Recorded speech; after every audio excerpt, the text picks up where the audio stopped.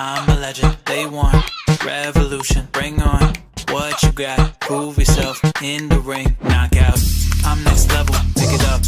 Fight your battle. Bounce up. Where's that spark? Where's that fire? It ain't.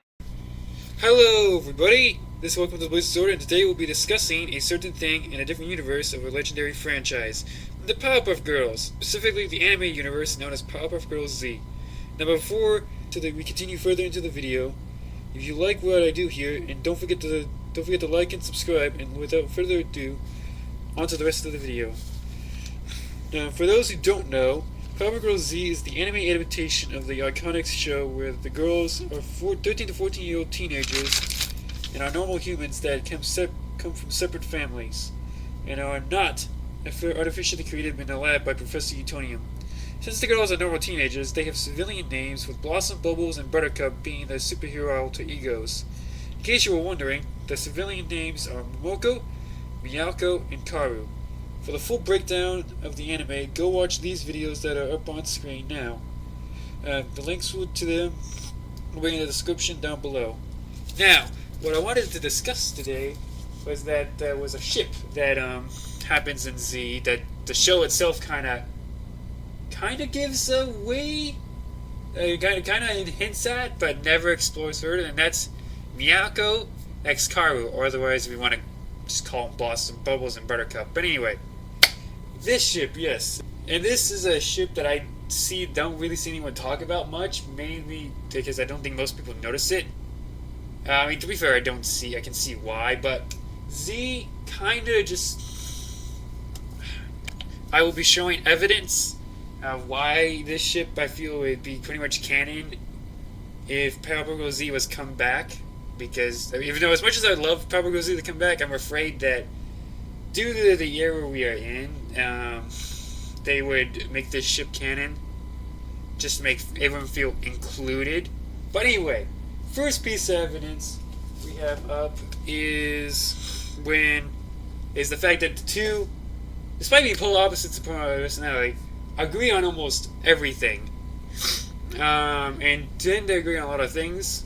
Also, I should mention, they actually save each other a lot more than they do Momoko. Like, for one instance I have up on the screen, just take a look at this. To give some context, the girls get frozen in an ice cube by Mojo Jojo, and Ken and Poochie decide to call Buttercup Karu cute, to get her break her out. And instead of going for Momoko, who is literally being drilled into an ice slushy right now, she goes for Miyako instead and saves her. Which is like, what? Okay. But anyway, then the next piece of evidence is with Sedusa, which in this universe, she has the ability to be basically a shapeshifter, and she can disguise herself as anybody. At first, she disguises herself as Bubbles to trick the girls into going away from the shop, and then she can steal the outfits that she was wanting to steal.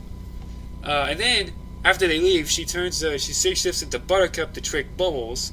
However, what makes this scene interesting is that Buttercup, after a while, figures out that wasn't really Bubbles they saw outside, due to the fact that she states that Bubbles wore different makeup. That Bubbles wore different makeup, and it was inconsistent to herself.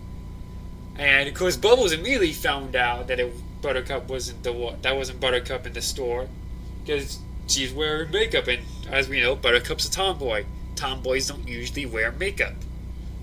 So I was like, and of course, that scene in itself is not too crazy of evidence, but the fact that Buttercup up exactly what makeup or lipstick Bubbles uses, it's like, it's not a little bit of personal information there, buddy?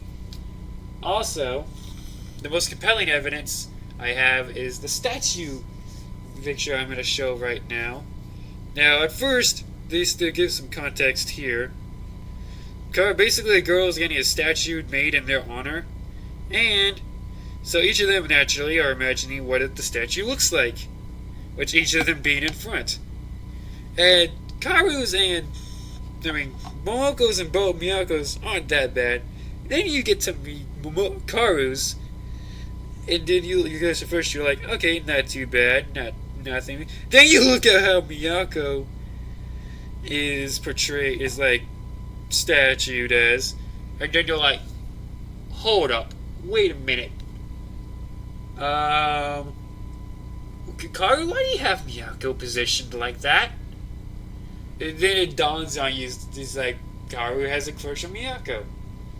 And later evidence suggests this further with another scene. Basically, to give context to this scene, Karu falls for a guy, a very like muscular guy, and of course Mitsuki doesn't know how to date. So at first Momoko steps towards to help her. She immediately gets shot down, and then of course Karu asks Miyako for help, of all people. Which, at first, you're like, okay, this is my opinion, is that just because Miyako has like 5 billion boys all after her does not necessarily translate to love advice. I mean, to being a love expert. Also, like, Karu, why are you holding her like that? That just, girl, her top half's up here. Why are you holding her by her waist? Also, when Karu is about to back out from trying to go date this one dude, Miyako says this.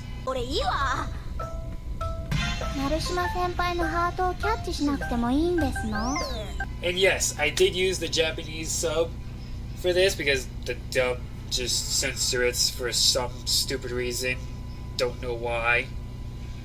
And then the dancing scene, which I will put up right now. I'll never forgive you for this! I always wanted to learn how to walk! And it's self-explanatory of why this pretty much furthers it. Now, personally, I think the writers threw this dancing scene in here just to make fun of those people who were shipped with Miyako and Karu. Like, they were just bored one day, like, let's have a little fun. Anyway, so there's the bug scene.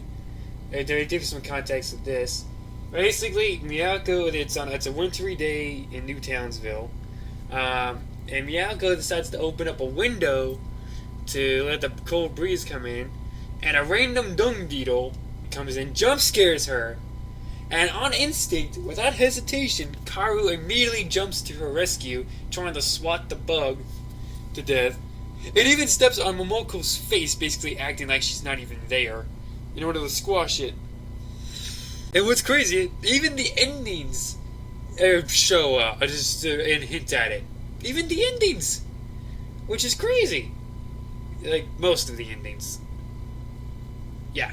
Like the ending 1 and ending 2 hint at it.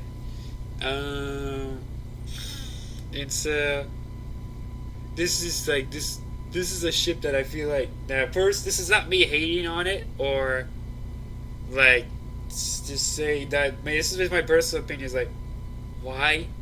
I would have cared less if it was a background character or a villain, but why did you have to do it to a main character? But still, it's just, but there was a part of me that's like, I wonder what stories, arcs, and shenanigans would they get into if they were a couple.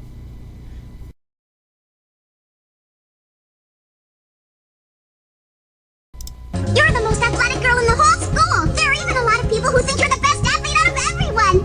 So I guess I kinda look up to you. Bravo! Wake up! Are you okay? But anyway, that's my rant. That'll be it for today's video. I hope you all enjoyed. Don't forget to like and subscribe. Thank you all for sending the Blazers order. Adios! We got the spin, spin, spin. Sun in my hands, ignite the fire. We got the win, win, win. Sparking it up, down to the wire. We got the spin, spin, spin. Here in our hands, we burning brighter. We got the win, win, win. We let it, so we let it.